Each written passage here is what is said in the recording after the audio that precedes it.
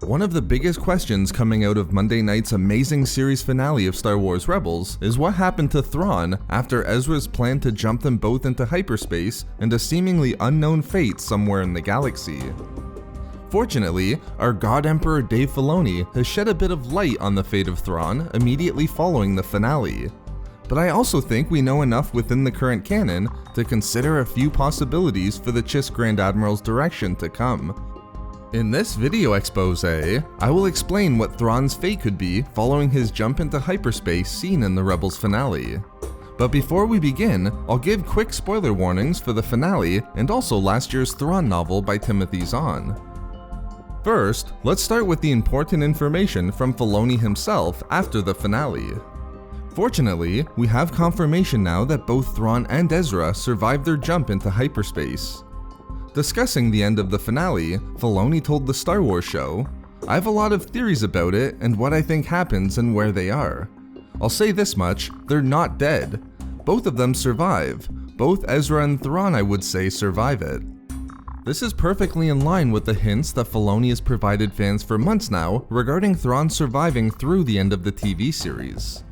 Since last fall, he's mentioned that Thrawn outlives the character of Galen Erso, letting us know that since the show ends before the timeline of Rogue One begins, Thrawn is still alive by the show's end. This latest confirmation is further recognition that the Chiss' story isn't over, and despite the jump into hyperspace, Thrawn lives.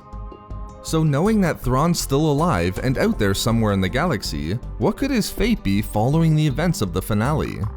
Clearly, given the fact that Thrawn and Ezra could have gone anywhere and it's left so open-ended when we see the Chimera jump to hyperspace, a testament to the fact that Filoni himself has a lot of theories on what happens next, there are numerous directions that can be taken with Thrawn. But I think we can use some of the recent canon materials to help us better guess what this direction could be.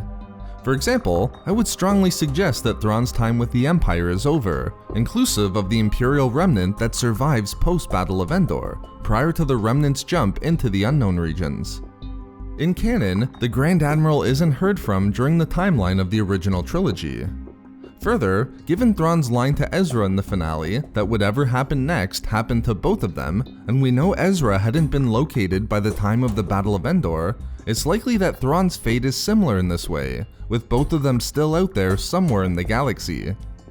But most importantly, we can look at the way in which Gallius Rax speaks of Thrawn in the Aftermath series. In Aftermath: Empire's End, not only is Thrawn not part of the Imperial Remnant following Endor, but he's spoken of in past tense as someone who'd been formerly part of the Empire. From the Rebels finale to the Battle of Jakku in Empire's End, it would be roughly 6 years in between the two events, and Gallius Rax speaks of Thrawn as someone who hasn't been heard from in over half a decade, prompting Ray Sloane to be made Grand Admiral at this time. For these reasons, I don't believe it's likely that Thrawn will rejoin the Empire before what's left of it retreats into the unknown regions, whether he's rescued or finds his own path himself following the Rebels finale. So then what will be the fate of Thrawn if and when he's able to escape the imposed exile forced upon him by Ezra? It has to be remembered that above all, Thrawn is motivated by his service to the Chiss Ascendancy and their goals. Readers of the Thrawn novel will know that his entire basis for joining the Empire in the first place was as a means of protecting the Chiss from dangerous threats lurking within the unknown regions.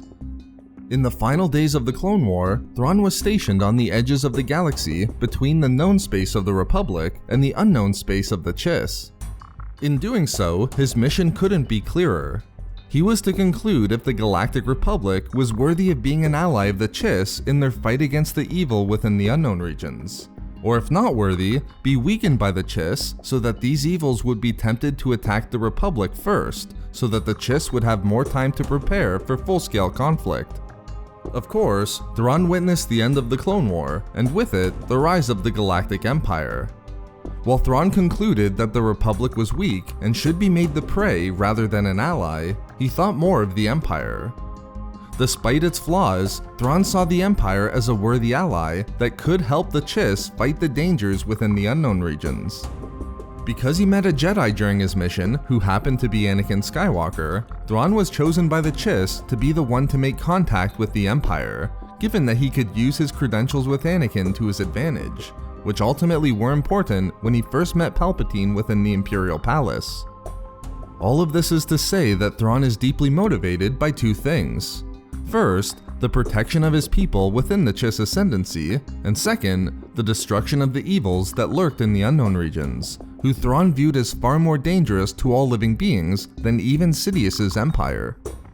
Although Thrawn was driven to protect the Empire to the best of his abilities, as the stronger the Empire was, the stronger they would be as an ally to the Chiss, the alliance was rather tenuous, as Thrawn was willing to reconsider his path within the Imperial military if he ever deemed it to be a threat against the Chiss Ascendancy.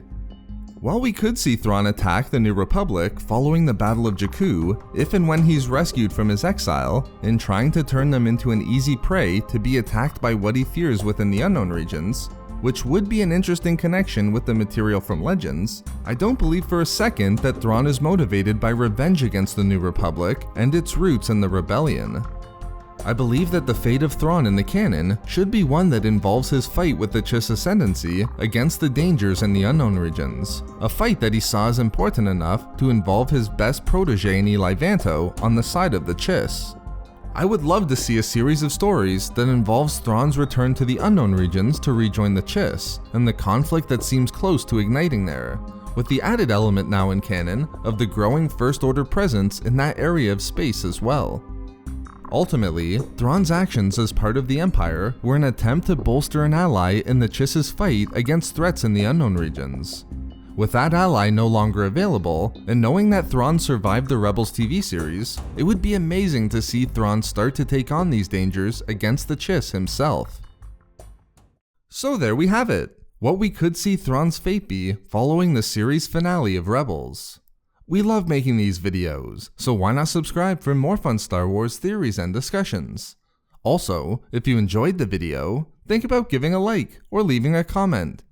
Or perhaps follow us on Twitter at SW Reading Club for updates regarding the channel. Or support the channel through Patreon for access to exclusive hangouts and book discussions. If not for me, for a cold embrace.